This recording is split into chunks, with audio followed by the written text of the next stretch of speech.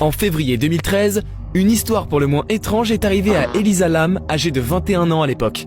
Cette dernière a été retrouvée morte, son corps flottant dans le mini château d'eau situé sur les toits de l'hôtel du nom de Cecil Hotel à Los Angeles. Un hôtel à la réputation glauque depuis des années, il a d'ailleurs inspiré la saison 5 de American Horror Story. Elisa a été retrouvée quelques jours après son décès puisque les clients de l'hôtel se plaignaient du goût bizarre de l'eau.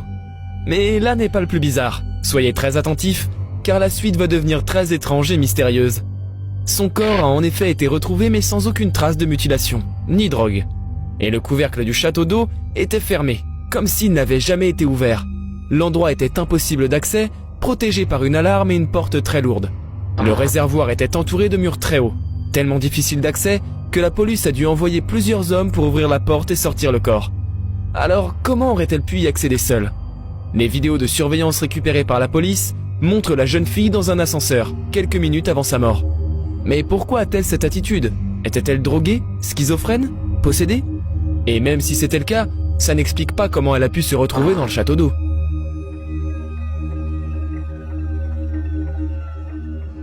Cette photographie a été prise par une infirmière dans un hôpital. Celle-ci était en charge de surveiller les caméras de surveillance quand elle a vu sur l'une d'entre elles une silhouette sombre au-dessus du lit d'un des patients. La femme voyant cela a pris un cliché de l'étrange.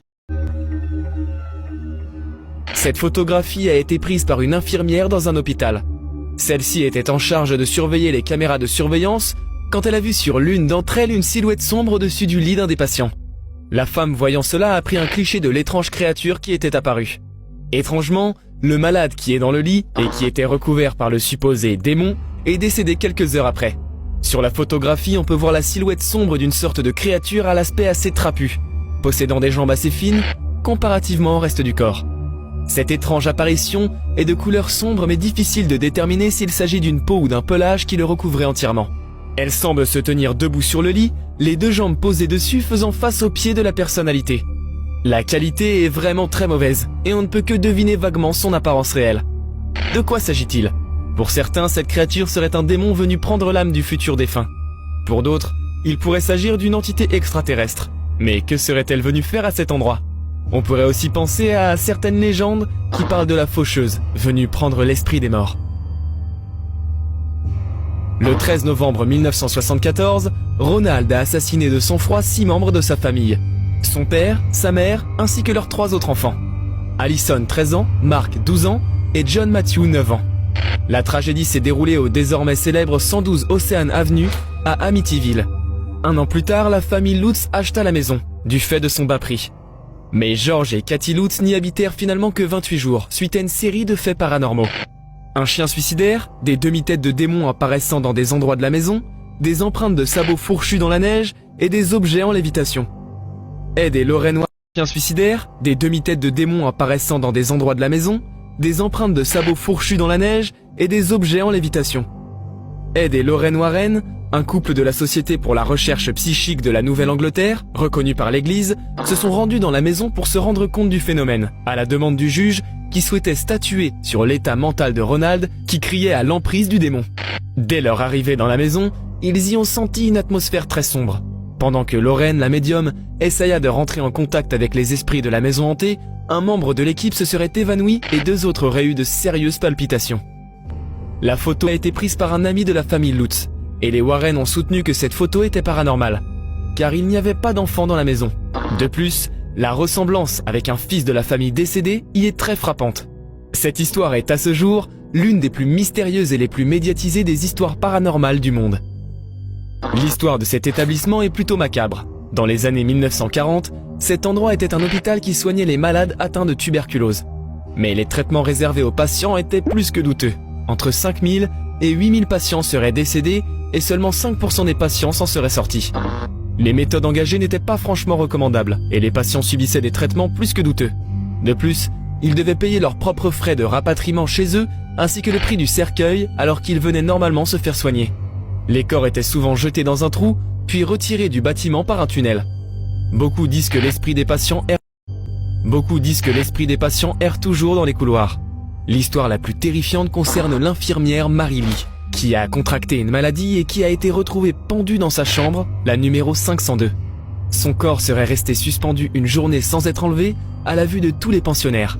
La photo Marie-Lee sous une forme fantomatique, hantant sans cesse les murs de l'hôpital. En 1959, alors que Mabel et Jim Chinery revenaient du cimetière après avoir rendu visite à la défunte mère de madame, une étrange chose est arrivée. Après avoir pris une photo de la tombe de sa mère, Mabel prit une photo de son mari, assis seul sur le siège passager de la voiture familiale, pour terminer sa pellicule. Mais après développement de la photo, une forme fantomatique est apparue, assise à l'arrière de la voiture, se tenant droite, l'air livide. Mabel montra la photographie à des amis qui reconnurent instinctivement la mère de cette dernière. Mabel fut bouleversée par ce témoignage et se rappela que la place occupée dans la voiture était la place où elle avait l'habitude de s'asseoir. Cette dernière avait juré qu'elle serait toujours présente même depuis l'au-delà, dans toutes les épreuves. Les experts ont attesté l'authenticité de la photographie et le couple a affirmé depuis que c'était un signe d'une présence venue de l'au-delà. Troublantes toutes ces histoires, n'est-ce pas? N'hésitez pas à nous dire dans les commentaires si vous aussi vous avez des anecdotes d'histoires terrifiantes ou paranormales. Cette vidéo vous a plu? Dans ce cas, n'oubliez pas le petit pouce en l'air et l'abonnement, sans oublier la petite cloche des notifications. Comme je vous l'ai déjà dit avec Nalak, fini l'ennui. C'était une ombre noire, c'était quelque chose de très grand, noir, sans visage à ce moment-là. Et en gros, elle me regardait et je pouvais pas bouger, je pouvais pas crier, je pouvais pas appeler mes parents, j'étais vraiment tétanisé. Et je voyais tout le temps cette ombre-là. Et c'est vraiment au moment où elle arrivait sur moi en fait que je me réveillais. C'était quasiment tous les soirs. C'était très très récurrent et il pouvait y avoir des variantes. Il pouvait aussi avoir des sensations de toucher. Les sensations de toucher, elles m'arrivaient souvent quand je voyais pas la personne en fait, quand j'étais face au mur en fait et que j'avais pas ma vision sur la chambre. J'avais plutôt une sensation de toucher que visuelle à ce moment-là. Et ça a duré facilement un mois. J'étais trop petit je pense pour m'en rendre compte, donc en fait je dormais naturellement, mais je me souviens que à ce moment-là je devais dormir avec une lumière et il fallait aussi que j'entende mes parents mes parents en fait, ça pouvait être la télé, mes parents parlaient, mais en tout cas je pouvais pas dormir s'il y avait plus de bruit. Du coup après toutes ces paralysies du sommeil, quelques temps plus tard j'ai commencé à avoir des apparitions. Ma mère est tombée malade en 2012. Donc j'avais 12 ans à l'époque. Pendant 5 ans, elle a été malade. Et c'est vrai que pendant 5 ans, finalement, la maladie, on l'a pas vraiment vue. Et c'est vrai que j'ai vécu avec cette maladie comme une 5e personne dans la famille, mais j'étais pas avec ce truc, oh wow, ma maman est malade. Pas du tout. Ça l'a jamais été. Je rentre des cours et puis je vois mon père en bas de chez moi. C'était la première fois de ma vie que je voyais mon père pleurer. Puis il pleure, et il me dit, écoute, elle a des métastases osseuses, c'est très compliqué. Et puis je lui dis, je comprends pas, ça veut dire quoi, des métastases osseuses? Pourquoi tu pleures? Je comprends pas. Finalement, la maladie, ça fait 5 ans qu'on la connaît, elle est là. Qu'est-ce qui va changer? Ma mère, elle est toujours forte, elle est toujours debout, elle se maquille, je la vois partir tous les matins. Donc, j'arrivais pas trop à comprendre cet état-là. Et il me dit, écoute, en gros, ses jours sont comptés.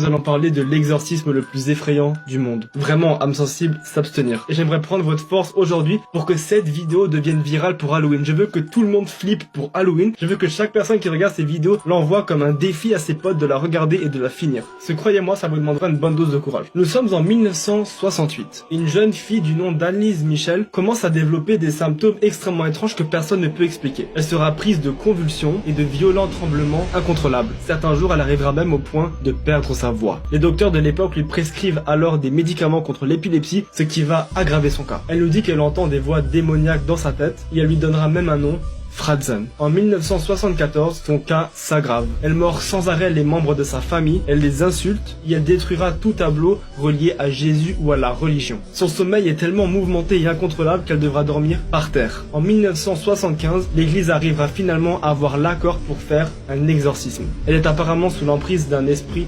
diabolique. Et il faudra pratiquer 1 à 2 exorcismes par semaine. Parfois, il faudra jusqu'à 3 hommes pour la maîtriser tellement sa force est décuplée.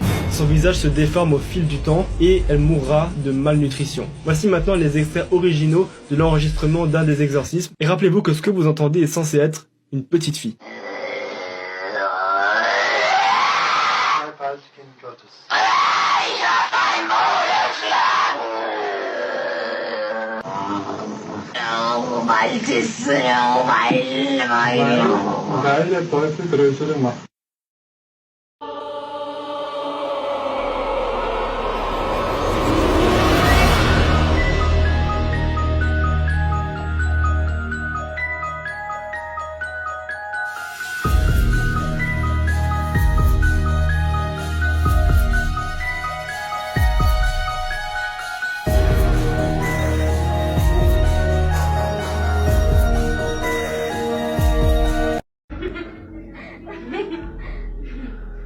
Amy,